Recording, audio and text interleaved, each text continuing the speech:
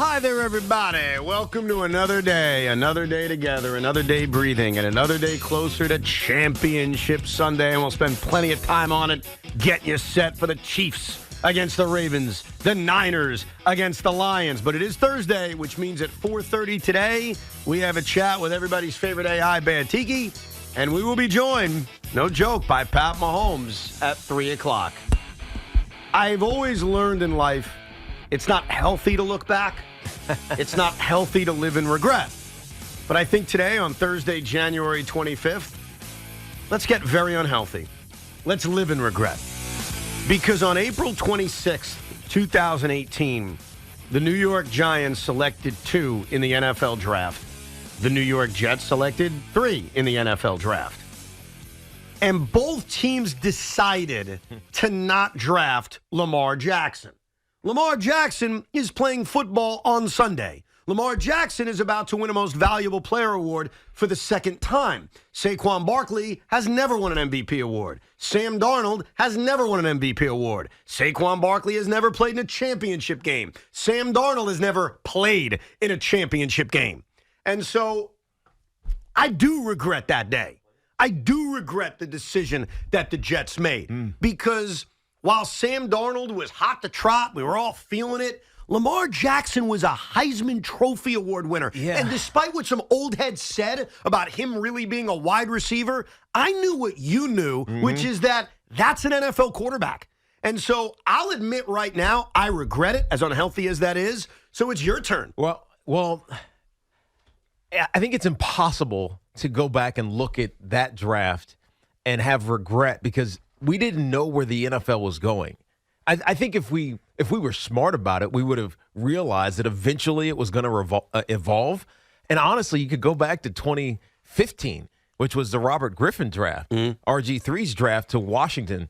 When he went there was so much like dynamism in his game, right? Forget that it wasn't necessarily zone read stuff like, ride the running back and if the end collapses and you keep it and go around the edge. It was maybe a little bit. It wasn't really that. It was really just him scrambling.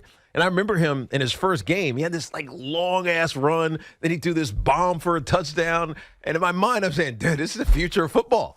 Like and a quarterback who can escape pressure so you can't dog and blitz him, right? Because he's going to turn into a running back into the open field. And he's got an arm, right? So if we would have really captured what RG3 was doing or did that rookie season, maybe when Lamar came around, instead of if RG3 hadn't just been an anomaly, and by the time Lamar came around, we would have said that's the future. I think the problem is RG3 got hurt, and it made us say, yeah, that can't last.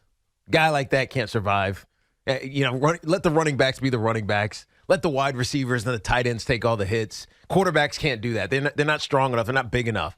But in that 3 quick years, Lamar Jackson became that guy. And we see it everywhere now, right? Whether it's Taysom Hill doing it as a gadget player, whether it's Josh Allen, who actually runs more than Lamar Jackson, at least did early in his career. And by the way, that's another regret from that draft, too. It's not just Lamar, right. And certainly we could regret that because Josh Allen was taken 7. Right. So I think we've now seen that the quarterback who is in his like the recesses of his brain, also a running back and tough enough to do it, that's what the Giants and Jets missed. Now, the Giants, interestingly enough, kind of got that guy in Daniel Jones because Daniel Jones can be a great runner. Right. The problem is he's been so injury prone. I can't trust him to be that kind of runner anymore. I can still see him running. I just can't trust him to be that kind of runner anymore. I think the regrets that we have are almost very different. Like as a Jet fan going into that draft in 2018, we knew they were taking a quarterback. I mean, that was obvious. Yes. And it was obvious even before the previous season had started. The Jets were tanking that year. I remember it. I mean, we all remember it. Of course. It was hey, we're better off losing. Now, we've talked about this before. I'm not a subscriber to tanking. Like, I was enjoying those early season wins that were stunningly occurring. But most Jet fans were like, yeah, we're better off losing. Josh McCown's the quarterback. What are we doing here? We need to lose games to eventually draft a quarterback. So we knew for a year the Jets were drafting a quarterback. And they ended up picking, actually not even third. They were actually picking 6th. They had to trade up with the Indianapolis Colts to get to 3, where they eventually drafted Sam Darnold. But the Jets were obviously taking a quarterback. And so Baker Mayfield was gone, and we had all these options. We had Josh Allen, we had Josh Rosen, and we had Lamar Jackson. And what I remember at the time, and this is not me telling you I'm some NFL scout, because I'm not. I'm just a dude who doesn't even watch that much college football. Right. But when I watched college football, I saw Lamar Jackson, and my basic thought was, he's good. That's a really good NFL player. All right. And yet the Jets never thought about it. And no one really thought about it until the Ravens traded up and got him at 30. So the Jets, in a lot of ways, screwed up by picking the wrong quarterback.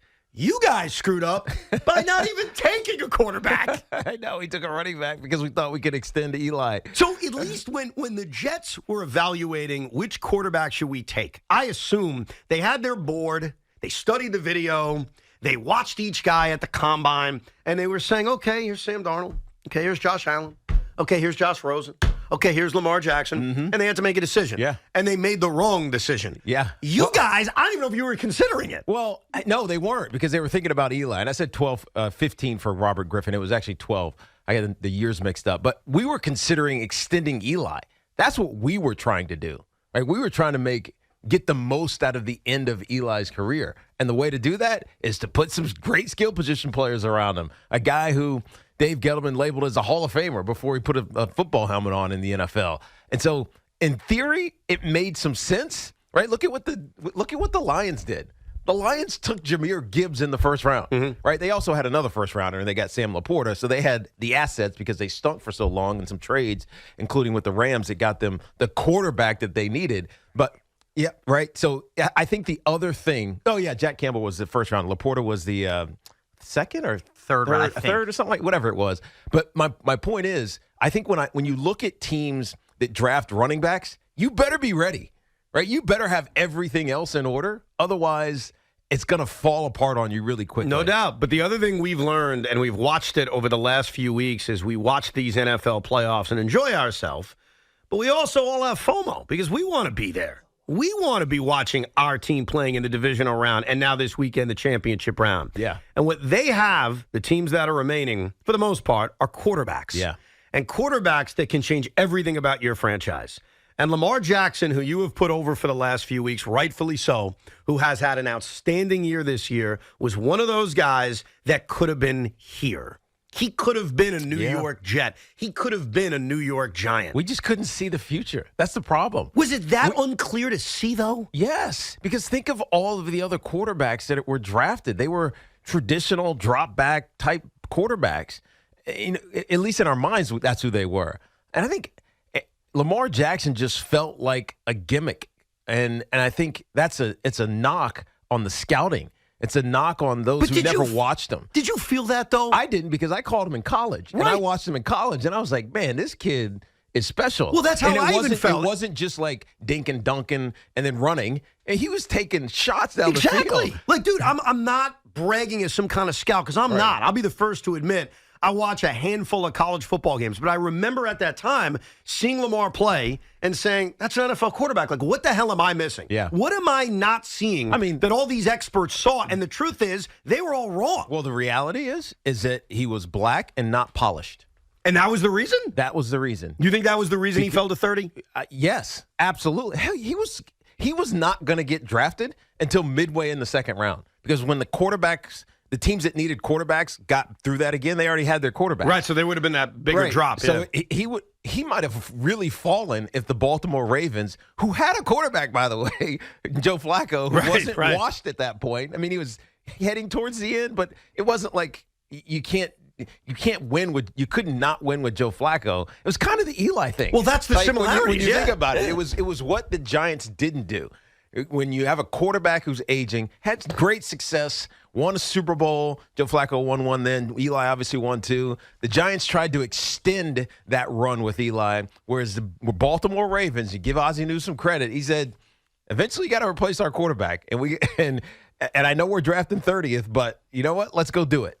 And it was the best decision that the Baltimore Ravens have made in a really, really long time, because they got a replacement who's going to be a stud for years, right? I know he's had some injury issues early in his career, But despite that, they're still double-digit win teams. Well, and also look around the NFL. Like, we live in a world in which quarterbacks get hurt. Yeah. I mean, that's just the reality. Yeah. Like, there used to be a time, it felt like for me growing up as a kid, quarterbacks were never hurt. And a lot of that is the way the game was played. It was just different. And now, like, yeah, Daniel Jones is a real injury concern, but you almost have to expect that your quarterback, no matter who it is going to miss a handful of games. That's why you need a good backup. Of course. I mean, everybody misses games in the NFL these days, so especially the quarterback. And Lamar Jackson at that time was also suffering from a little bit of Tebow fear, Heisman Trophy winner, run-first guy. Yeah, but he wasn't. But the point was, I think is what Evan is saying, he wasn't necessarily a run-first guy. No, he wasn't. If you watched enough of him, you can see that he can uncork it. But here's the deal. I don't have regrets as a Giant fan, and you shouldn't have regrets as a Jet fan. Why? Because I think Lamar Jackson is not the only one, because there's plenty of these quarterbacks landed in the right spot with the right team. And at the time, Greg Roman was the right offensive coordinator that said, forget everything I've ever done as an offensive coordinator. If we're going to invest in this guy, I need to configure to what his strengths are. Well, he also knew how to do that because he had Colin Kaepernick in San Francisco. Sure. And it makes all the sense in the world. The problem is our teams in 2018 were not set up with the right coaches in place that would have had that forward thinking. Hold on, though. To be fair, so Lamar Jackson gets drafted by the Baltimore Ravens. Right. Let's just go through this. Okay. He does not play right away. He replaces Joe Flacco. His offensive coordinator, his rookie season, was not Greg Roman. Nope. It was Marty Morningweg, who, by the way, as a Jet fan, we know him. He was our crappy OC for a couple of years. And the Ravens get to the playoffs. Lamar wins 6 of 9 games after he starts. He did struggle in the postseason. Right. And then the Ravens, to their credit, and this is where I would agree with you, if we're just being fair about the timeline, that's where the Ravens said, we need to do something different. Yeah. We need to tailor our offense around Lamar Jackson, and they made that change. But Marty Morningweg was gone. Well, so let me jump on this, and then Sean, you can go. Maybe that's the lesson. So when you have your guy, like you draft a quarterback, whether you're right or wrong in drafting him, whether it's too high or too whatever, you get your quarterback. I think what the Ravens have taught us is that you craft your staff to fit your players. Yes. And not the other way around. 100%. Not, I got the top coordinator in the game. Let's go get a quarterback that can fit that guy, right? Draft the guy that you really love for whatever reason. You draft, and then you get the coordinator that can teach him the right way. And isn't that what they did? Now, Greg Roman was on the staff, but he wasn't running the offense. No. But remember, it's so easy to look like that. And you're right about what Morningweg did. But when he took over, I think we forget. The Ravens realized quickly in that first game after Flacco got hurt, oh, my God, we can't run the offense. This is like they did try to do some of that. Right. Then he had that famous Saturday night game with the Chargers where they basically threw out everything they had done offensively and said, just go be a football player and we'll figure this out. Right. And they realized in that offseason, and Greg Roman probably came and said, this is how we can run this. Yeah, because I did it in San Francisco with Colin Kaepernick. And there's so much of that in football that not to that extreme where you got to be in the right place in the right situation. And I don't think either of those teams, I truly believe in 2024, had Lamar Jackson been drafted by the Jets or Giants, he is either a backup quarterback or Bill Polian gets his dumb wish and he's playing another position. Lamar Jackson now has figured it out. He could work with any offensive coordinator and he gets the NFL. But it's kind of like, a baby, right? A good parent knows how to mold the baby the right way and get up. Lamar Jackson could click on all cylinders, but he needed the right landing spot to start, and the Giants and Jets would not have been that. And I don't think Lamar Jackson is an MVP or a Super Bowl caliber quarterback if either of our teams. There's a problem with the point that you're making, which, by the way, could be true. Like, we don't know. The Jets have screwed up everything in their history. Like, no joke, they have. So for your point to be, come on, the Jets would have effed this up, you're probably right. But then you could say that about anybody else. You could say that about the year earlier. Because you know who was drafted a year earlier, 4 slots after the New York Jets selected in 2017? I'll just give everybody a history lesson. The Jets picked Jamal Adams, who was a fine Jet while he was here. And 4 picks later, the Kansas City Chiefs traded up, and they drafted Patrick Mahomes. Traded up with the Buffalo Bills. With the Bills, yes. And by the way, speaking of Patrick Mahomes, Pat Mahomes will join the show coming up at 3 o'clock. You could make the same argument about him. Well, yeah. And I would, by the way. So then it doesn't matter who you draft if you're the Jets or the Giants. No. It does matter. Yeah, there are certain guys that I think would have been great no matter what, and there are certain guys that I think benefited. And by the way, some might have overcome obstacles. Patrick Mahomes, we knew when he was coming into the league, was a guy who needed to land in the right spot, and he found Andy Reid. He sat there, probably sitting behind Alex Smith was a good thing. I believe to this day that David Carr probably could have been an awesome quarterback if he didn't land behind the Texans in the turnstile offensive line they had. You can be derailed as a young quarterback by the situation you're in or uplifted by that. And I think certain guys, you just know if you look back in the career. It's a great point, and here's the question. When you're a great player, and coming up on Sunday afternoon, we're going to watch two great players. Yeah. Lamar Jackson is a great player. Patrick Mahomes, great is not even giving him justice. Right, it's too tame. He may be an all-time player. Do you think if Patrick Mahomes was drafted by the Jets in 2017 and Lamar Jackson was drafted by the Giants or the Jets, who was your coach in Todd Bowles. 2017? Who was the coordinator? I'm trying to remember who our offensive coordinator was in 2017. We went through so many. Yeah, just figure it out real quick, Sean, because that matters.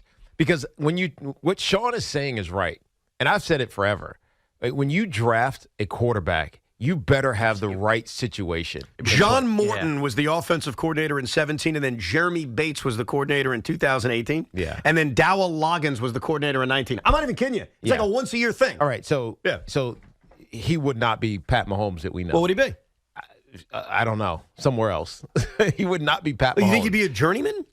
Yeah. Really? Yeah. The situation that you find yourself in matters so much. And honestly, let's look at the four teams that are remaining, the situations that they found themselves in as young players, and it's a little bit difficult with Jared Goff because he's on his second team already. Mm-hmm.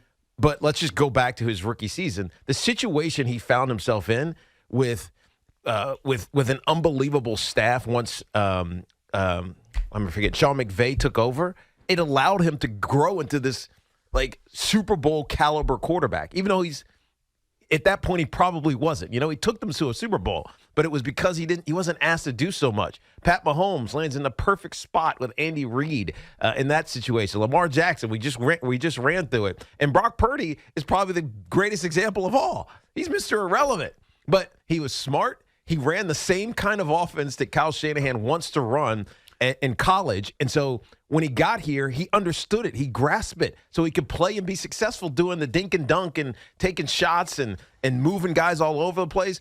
You guys watched the game last weekend, the Packers and the San Francisco 49ers game. And I saw this on Instagram yesterday. And I remember when it happened in real time, I was writing with my CBS crew, and I was like, oh, my God, that was so aware of Brock Purdy to tell his tight end to stay there.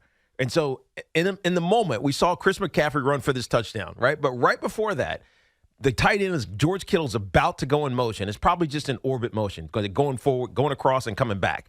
And the fullback is saying, Juszczyk is saying, you got to move. Brock Purdy stops the play. There's like 3 seconds on the clock and goes, stay there. It's all right. So he stays there because he knows the motion was unnecessary. He gets the ball snapped. Chris McCaffrey gets to the line of scrimmage, makes a safety miss, and scores a touchdown, right? That's like above the X's and O's execution that he perfected, and it's why Kyle Shanahan, when Jimmy Garoppolo and Trey Lance were still on the roster, and they signed Sam Darnold in the offseason, we're like, yeah, I know he's coming off UCL, but this guy is my quarterback because he can do that. So it was the perfect situation, the perfect kid in the perfect situation. The same thing with Lamar Jackson, the same thing with Pat Mahomes, and the same thing early with Jared Goff. And honestly, it's probably even better now with Jared Goff, with Ben Johnson, and with the Lions. So where you are matters. Like who's around you matters. And Sean is right. The Giants and the Jets didn't have that at that time. I'm going to ask you a question. I want you to think about it, answer it when we come back. And, of course, we'll get your calls, 877-337-6666. Both of these quarterbacks playing on Sunday, Lamar and Patrick Mahomes, could have been drafted by the New York Jets. And we know Lamar could have been drafted by the New York Giants. Do you regret it the way I do? But I want you to think about this. If you think Patrick Mahomes wouldn't have been Patrick Mahomes if he wasn't drafted in that situation, and you said the same about Lamar, forget Brock Purdy. I want you to think about this. I'll give you a good 3.5 minutes to think. Go ahead. Is there any modern-day quarterback that could have overcome bad coaching by coming to the Jets or the Giants at the time and still been great then? If Mahomes can't do it, could anyone have done it? We'll get Tiki's answer, and we'll get your calls next, 877-337-6666.